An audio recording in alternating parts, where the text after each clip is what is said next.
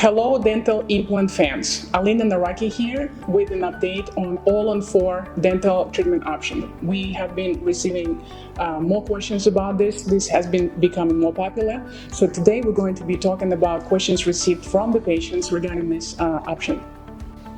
Can All-On-4 implants be removed?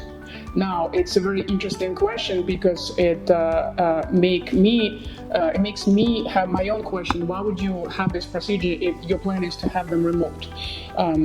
Everything is possible to remove out of the mouth, but since you are investing in a very technically advanced procedure, why would you want to have that done? Now, if, for example, one of the implants is failing, that it will need to be removed so that another healthy implant will be replaced in position of the failed implant, and the whole full arch would need to be remade so that you can maintain that treatment option. Thank you so much for being with us today. That was Alena Nawrocki from Dental Arts San Diego. If you happen to have more questions or interest in knowing more about this procedure and knowing about this in person, please give us a call or contact us via the website. We'll set in the consultation and you'll get all your questions answered.